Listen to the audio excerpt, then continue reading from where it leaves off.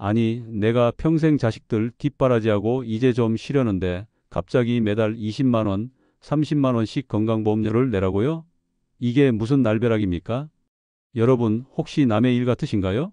당장 다음 달 12월에 여러분 댁으로 날아올 수 있는 건강보험료 폭탄 고지서 이야기입니다.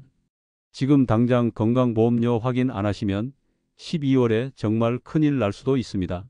그동안 자녀분들 직장 건강보험에 피부양자로 이름 올려두셔서 보험료 걱정 없이 병원 다니셨던 분들 많으시죠? 그런데 이 자격이 하루아침에 박탈될 수 있다는 사실 알고 계셨나요? 특히나 요즘처럼 물가는 오르고 살림살이 팍팍한데 안 내던 보험료까지 내라고 하면 정말 눈앞이 캄캄해집니다. 오늘 영상에서는 12월에 왜 이런 일이 벌어지는지, 내가 혹시 그 대상은 아닌지 우리 어르신들 눈높이에서 아주 쉽고 자세하게 알려드리겠습니다. 자녀분들에게 물어보기도 미안하고 답답하셨던 부분 제가 속 시원하게 긁어드릴 테니 오늘 영상 꼭 끝까지 함께 해주세요. 먼저 시기를 잘 아셔야 합니다. 매년 11월은 건강보험공단이 아주 바빠지는 달입니다. 왜냐하면 국세청에서 이분이 작년에 돈을 얼마나 벌었나 하는 자료를 넘겨받아서 건강보험료를 다시 계산하는 시기거든요. 쉽게 말해 작년 2024년 한 해 동안 여러분의 주머니 사정이 어땠는지 정부가 돋보기를 대고 들여다본다는 겁니다. 이 조사가 11월에 끝나고 그 결과가 바로 12월분 건강보험료 고지서에 반영됩니다. 그래서 11월 말이나 12월 초에 귀하는 더 이상 피부양자 자격을 유지할 수 없습니다. 라는 무시무시한 안내문을 받는 분들이 속출하게 되는 거죠. 실제로 작년 이맘때 제 구독자이신 70대 김모 어르신께서 다급하게 연락을 주셨어요. 평생 건보료라고는 모르고 살았는데 갑자기 지역가입자가 됐다고 안내문이 왔다. 이게 무슨 소리냐 하시면서요. 알고 보니 은행에 넣어둔 예금 이자가 조금 올랐다고 자격을 박탈당하신 거였습니다. 정말 억울해하셨지만 이미 결정된 거라 되돌리기가 쉽지 않았습니다. 우리가 미리 알아야 하는 이유가 바로 여기에 있습니다. 자, 그럼 도대체 어떤 경우에 자격이 박탈되는 걸까요? 가장 중요한 건 돈, 즉 소득입니다. 정부가 정한 기준은 연간 소득 2천만 원입니다. 이 선을 넘으면 이분은 혼자서도 보험료 내실 능력이 있구나라고 판단해 버립니다. 에이, 내가 무슨 연봉 2천만 원이야. 난 은퇴한 지 오랜데. 하시는 분들 방심하시면 안 됩니다. 여기서 말하는 2천만 원은 우리가 생각하는 것보다 훨씬 범위가 넓습니다. 첫째, 꼬박꼬박 들어오는 공적연금입니다. 국민연금, 공무원연금, 군인연금, 사학연금. 이런 나라에서 주는 연금은 10원 한 장 안 빼고 전부 소득으로 잡힙니다. 예를 들어 매달 국민연금 170만 원 정도 받으시는 분들은 1년이면 2,040만 원이죠.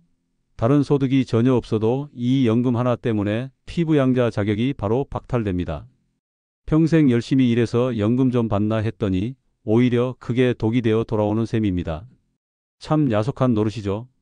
둘째, 요즘 가장 많은 탈락 사유인 금융소득입니다. 은행 예금 이자나 주식 배당금을 합쳐서 연간 1천만 원이 넘으면 그 금액 전체가 소득으로 잡힙니다. 최근 몇 년간 예금 금리가 꽤 높았잖아요. 노후 자금 안전하게 지키려고 은행에 목돈 넣어두신 어르신들이 정말 많이 걸리셨습니다. 예를 들어 3억 원을 연 4% 예금에 넣어두면 1년 이자가 1,200만 원입니다. 이자 1천만 원을 넘었으니 1,200만 원이 고스란히 내 소득으로 잡혀버리는 겁니다. 여기에 국민연금 조금 받는 것까지 합쳐져서 연 소득 2천만 원을 훌쩍 넘기는 경우가 비일비재합니다. 셋째, 소소하게 버는 사업소득도 조심해야 합니다. 사업자 등록증이 있는 분들은 단 1원이라도 소득이 잡히면 무조건 탈락입니다. 아이고, 내가 무슨 사업을 해 하시겠지만 혹시 임대주택 등록해 두신 것 있으신가요? 그것도 사업소득입니다. 사업자 등록이 없는 프리랜서, 보험 설계, 방문 판매 등 잠시 일하신 경우 분들은 연간 500만 원이 넘으면 탈락입니다. 나는 소득은 쥐꼬리만 해. 가진 건 집 한 채뿐이야. 하시는 분들도 안심할 수 없습니다. 집값이 비싸면 또 탈락될 수 있거든요. 정부는 재산세 과세표준이라는 걸 기준으로 봅니다. 이게 뭐냐면 실제 집값이 아니라 정부가 세금을 매길 때 기준으로 삼는 금액이에요. 보통 실제 거래되는 가격의 60에서 70% 정도라고 보시면 됩니다. 첫째, 재산 과세 표준이 9억 원을 넘는 경우입니다. 시세로 따지면 대략 13억 원에서 15억 원 정도 하는 아파트를 가지신 분들은 소득이 0원이어도 피부양자에서 탈락합니다. 집값만 올랐지 내 수중에 들어오는 돈은 없는데 억울하다고 하셔도 소용이 없습니다. 둘째, 재산이 조금 애매하게 많은 경우입니다. 과세 표준 5억 4천만 원, 9억 원. 이 구간에 해당하시는 분들은 소득 기준이 더 엄격해집니다. 연 소득이 2천만 원이 아니라 1천만 원만 넘어도 탈락입니다. 집이 어느 정도 사시는 분들은 연간 1천만 원, 월 약 83만 원 이상이 소득만 있어도 건보료를 내야 한다는 뜻입니다. 국민연금 월 90만 원 받으시는데 시가 9억 원 정도 아파트 한 채 있다? 그러면 탈락 대상이 될 확률이 매우 높습니다. 최근 정부 발표를 보면 건강보험 재정이 어렵다는 이유로 이 피부양자 기준을 점점 더 깐깐하게 조이고 있습니다. 능력 있는 사람은 돈을 내라는 게 기본 원칙이 된 거죠.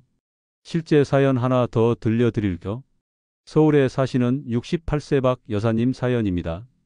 남편분과 사별하시고 자녀 직장 피부양자로 계셨는데 남편이 남겨준 작은 상가 건물에서 월세가 50만 원씩 나왔습니다. 사업자 등록도 되어 있었고요. 월 50만 원이면 1년에 600만 원이죠? 큰 돈은 아니지만 사업자 등록이 있는 상태에서 소득이 발생했기 때문에 피부양자 자격이 즉시 박탈되셨습니다. 결국 월세 50만 원 받아서 건보료로 20만 원 가까이 내게 되셨다며 울먹이셨습니다. 미리 알았다면 자녀분 명의로 돌리거나 다른 방법을 찾았을 텐데 너무 안타까운 경우였죠. 자, 그럼 지금 당장 우리가 뭘 확인해야 할까요? 11월이 가기 전에 꼭 체크해 보세요. 1. 내 1년치 소득 합산해 보기. 작년 2024년 한 해 동안 통장에 찍힌 연금, 이자, 배당금을 모두 더해 보세요. 2천만 원이 간당간당하다면 마음의 준비를 하셔야 합니다. 2. 재산세 고지서 다시 보기. 지난 7월, 9월에 내신 재산세 고지서를 보시면 과세 표준이라는 항목이 있습니다. 그 금액이 얼마인지 확인해 보세요. 5억 4천만 원이 넘는지 9억 원이 넘는지가 핵심입니다. 3. 건강보험공단 우편물 절대 무시하지 않기. 11월 말부터 오는 공단 우편물은 광고가 아닙니다.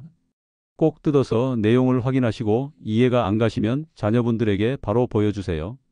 혹시라도 자격박탈 통지서를 받으셨다면 너무 당황하지 마시고 건강보험공단 1577-1000에 전화하셔서 이의 신청을 할 수 있는지 혹시 전산상 오류는 없는지 꼭 확인해 보시는 게 좋습니다. 또 갑자기 많은 보험료를 내기 부담스러우실 땐 보험료를 감면받을 수 있는 제도가 있는지도 상담받아 보시길 권해드립니다.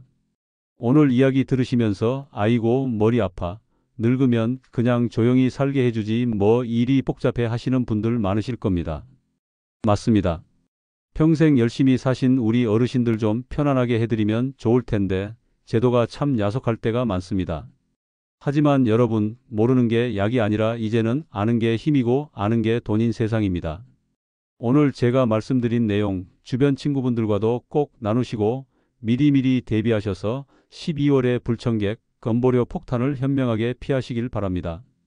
오늘 영상이 조금이라도 도움이 되셨다면 자녀분들에게도 공유해 주시고 구독과 좋아요 눌러주세요. 늘 건강하세요.